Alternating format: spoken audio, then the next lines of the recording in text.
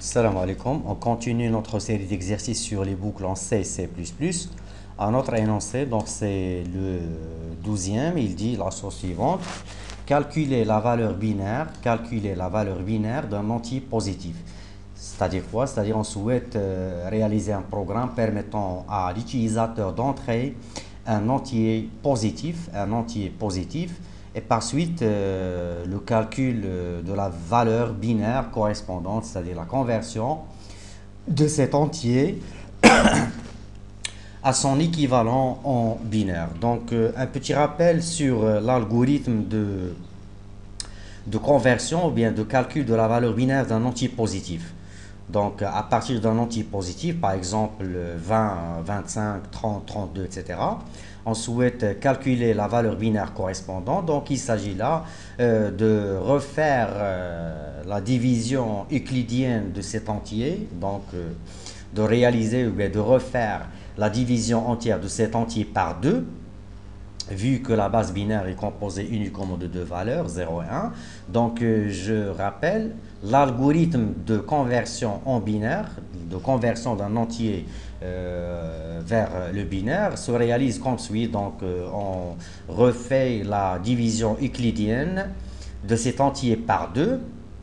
Et à chaque fois, on garde le reste de la division et on refait cette division une autre fois jusqu'à ce que le quotient, ou bien le dividende sera égal à 0. Puis on assemble les restes, c'est-à-dire à chaque fois qu'on réalise cette division euclidienne par 2, soit le reste sera égal à 0, soit le reste sera égal à 1. Et on répète cette action de division par 2 jusqu'à ce que le dividende soit égal à 0. Donc notre programme va s'articuler autour d'une variable entière qui correspond à l'entier que l'on souhaite convertir en binaire.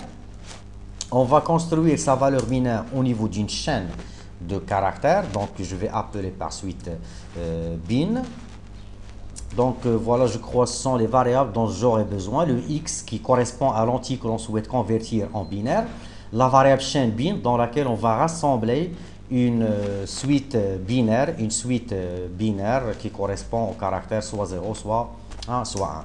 Donc un message demandant à l'utilisateur d'entrer un entier positif. La récupération de cet entier au niveau de la variable x, initialisation de la chaîne bin par une chaîne de caractères vide. Donc, en premier lieu, donc, on va tester le reste de la division de l'entier x par rapport à 2. Donc, si le reste de la division vaut 0, c'est-à-dire, par exemple, donc, on suppose que l'entier x vaut 25. Le reste de la division de 25 par 2, c'est 1. Donc, 25 divisé par 2, c'est 12. 12 que multiplie de 24, le reste, c'est 1. Donc 25, le reste de la division de 25 par 2, c'est 1. 1 égale 0, c'est faux. Et par suite, la variable bin donc, va recevoir ce reste, c'est-à-dire le reste 1. Donc s'il est égal à 0, la variable bin va recevoir 0. Donc parce que j'ai discuté l'exemple avec 25, donc on suppose que l'entier en question c'est 24, donc le reste de la division c'est 0, et par suite la variable chaîne va recevoir 0.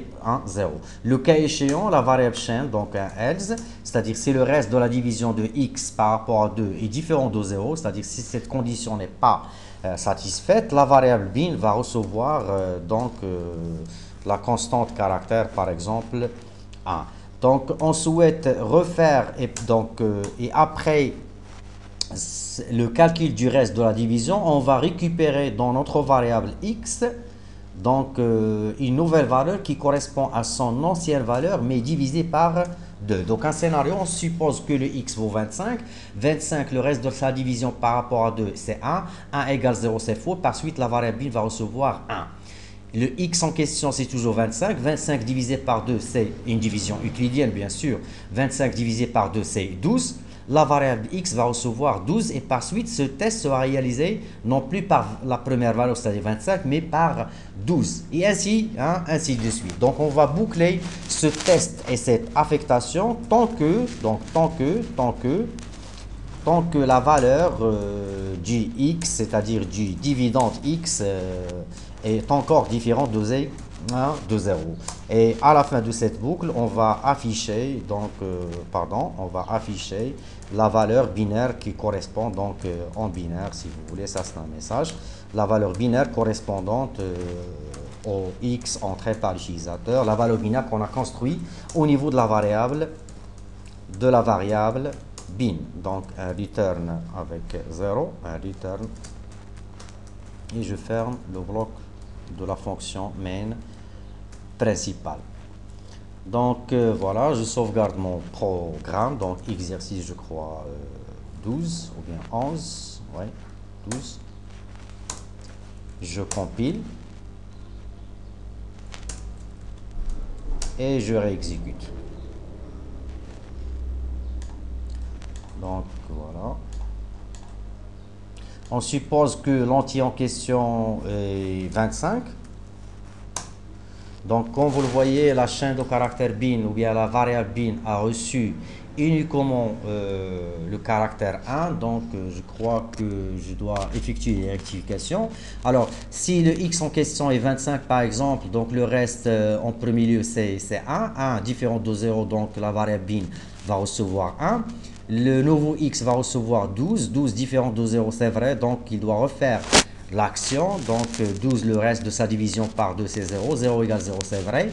La variable bin va recevoir 0, il va écraser donc la première valeur qu'il a reçue, c'est-à-dire 1. Donc à chaque itération, il faut cumuler par une concaténation l'ancienne valeur reçu dans la variable bin plus un nouveau caractère qui est, que je sais pas, le 0 ou bien le 1. Alors, une autre remarque, c'est que j'ai commencé dans cette concaténation par l'ancienne valeur et non plus par, donc par l'ancienne valeur plus 0, l'ancienne valeur plus 1, plus 1. Donc un test, parce que je crois que je dois pivoter en fin de compte la chaîne de caractères résultante.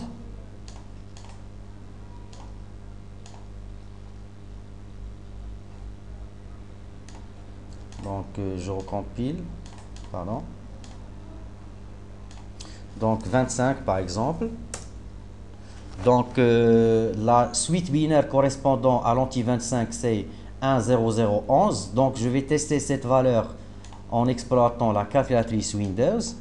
Donc 25 donc en décimale, voilà.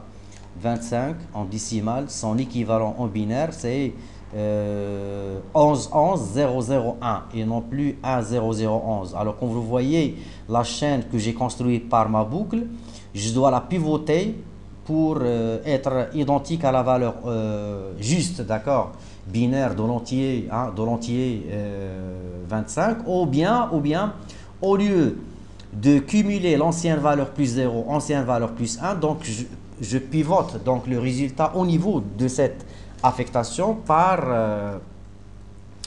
ce petit changement. Donc l'ancienne valeur de la variable bin doit apparaître après donc le calcul du reste. Donc je sauvegarde et je recompile.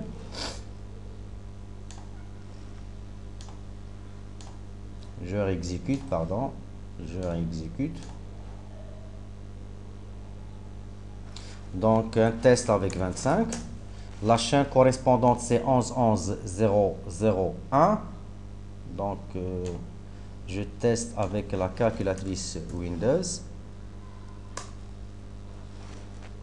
Donc en décimale 25, son équivalent binaire.